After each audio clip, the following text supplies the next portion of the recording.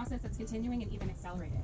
But as you also see on Egmont Key, there's lots of historic architecture, history, heritage that's basically washing away into the sea due to the effects of coastal erosion. So what we're doing is teaming up with these concepts of 3D technology and sustainability to digitally document the structures that are still standing on Egmont Key to preserve them for the future, and also to go through the archival research, the ecology, bring together all these different stories about the island and bring them into products for the public, such as virtual reality, augmented reality, and digital exhibits. And so we're just going to be out here today talking about some of the future directions that the project's going in, working with some of the students from the College of Sustainability on the ecology piece. We really want people to know about the history of Egmont Key. It's really like a U.S. history book. If you look at it, we had indigenous presence there, then Spanish explorers, and then pretty much every major period of U.S. history is represented by Egmont Key, from the Civil War to the Spanish-American War, World War II.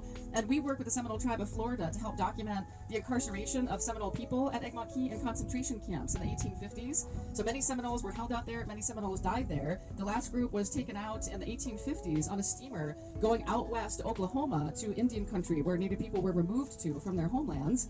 And it was a very arduous journey, and there was a very well-known Seminole woman who escaped that transport out of Egmont. Her name was Polly Parker. So she told her captors that she had to go out into the bush to search for some medicine for her sick people. And so she took a few Seminoles with her, and when they got out of sight of that guard, they booked it out of there, and they walked all the way back down to South Florida to Big Cypress, which is where the Seminoles call home today. So it's kind of an amazing story, and when you talk to the Seminoles at Big Cypress, about 20% or more are descended from Polly Parker. They say her escape out of captivity is what saved their nation of people. So it's a pretty amazing story.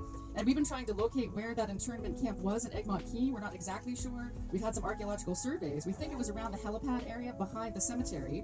And so in our digital representations, we have kind of made a model of what we thought that would be. So if you get to experience our VR goggle experience or our touchscreen, you'll be able to see that place where the Seminoles were likely incarcerated. But we're interested in all the histories. Clara Barton was also at Egmont Key, and that was during the Yellow Fever. There was a quarantine camp, so thinking about that, right, in these times. And Clara Barton was the founder of the Red Cross. And those are just a few of the historical interludes that happened at Egmont Key. It was held by the Union during the Civil War, and people escaping slavery were harbored at Egmont Key as well.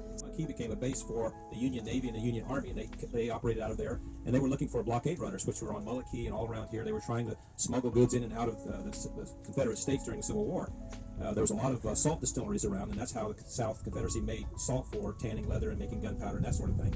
So they were always trying to find these salt distilleries. Most of the time they were operated by slaves, so when the salt distilleries were destroyed, they would take the slaves and take them out to Egmont Key. So that's how the slaves got out there. They were freed at that point, and then some of them actually went to work for the Union Navy. They employed with various things.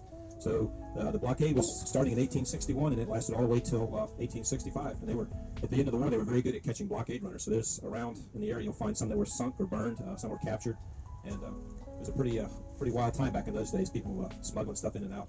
And that's kind of the history of Egmont Key. However you think something would be on Egmont Key, it almost certainly wasn't. It was something completely different. So that's all I had.